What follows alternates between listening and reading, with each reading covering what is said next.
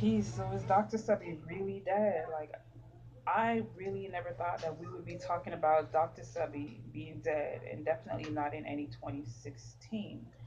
But we have noticed a lot of our leaders have been dying off, definitely within early this year, and it's not seeming like it's showing any signs of stopping. But Dr. Sebi was one of the first leaders or teachers that I found out about in the conscious community. Now, of course, we have Marcus Garvey and we have other prominent figures in the Black community, but Dr. Sebi was one of our time who obviously made a very big impact on many people's lives, like across borders.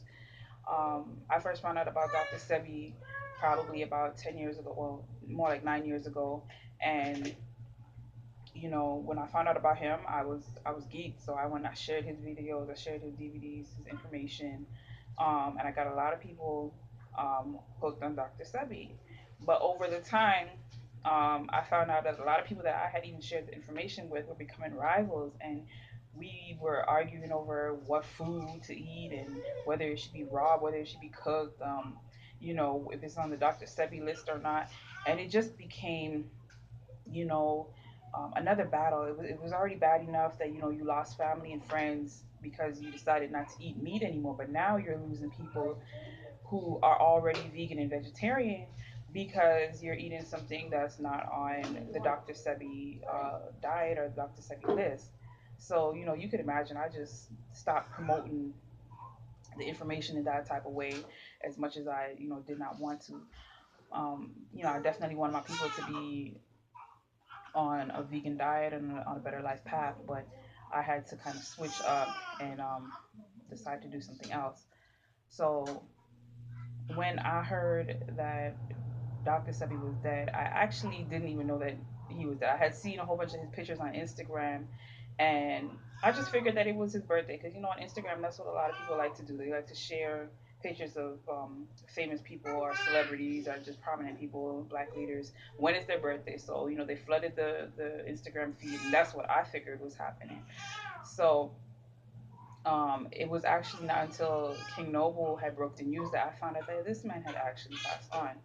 And to me, it kind of brought like a whole nother realization because if you look at the details of how Dr. Sebi actually died and under what circumstances, it's kind of it's disheartening for one because he's supposed to be a healer that has healed all these people, and here it is that he is dying in a jail cell of pneumonia, something that I'm sure he himself could have probably healed or prevented had he been given the right access to whatever herbs or whatever he needed, or just not locked up in the first place.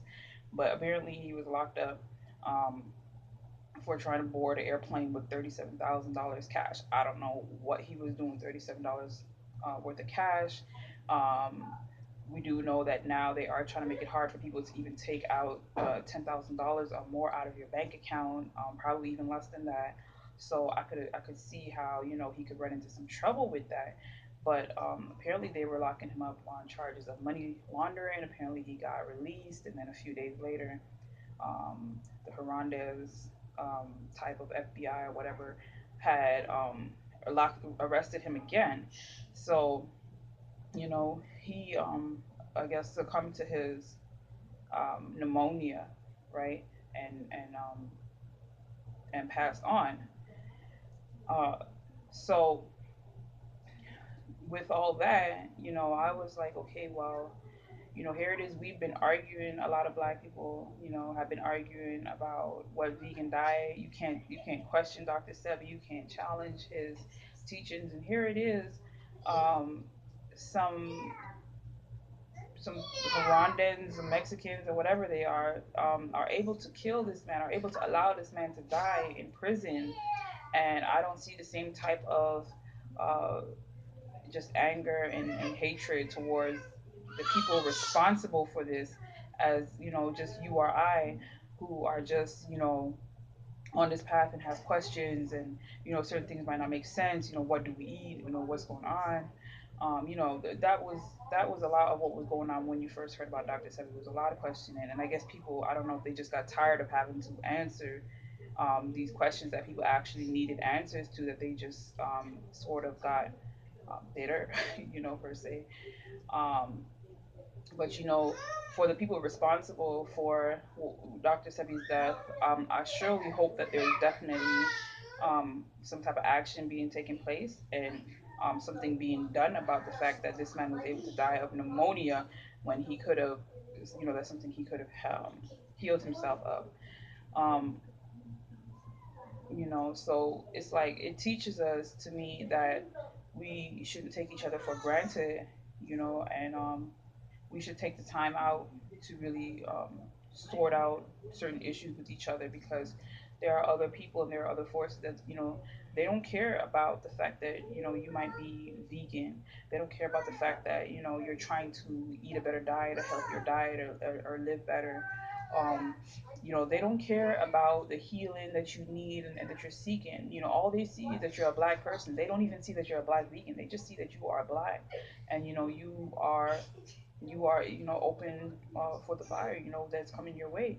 So we need to kind of we need to unite better and come together, based on who we are as a people first, before um, we jump so quick at each other's throats and to hurt and to kill each other, because there's other forces and other people out there that will kill us quicker than a non-GMO, or quicker than a GMO plus fill, um, and just germ and virus ridden bacteria or food or whatever the case may be. There are actually living entities here seeking to out us on a daily basis.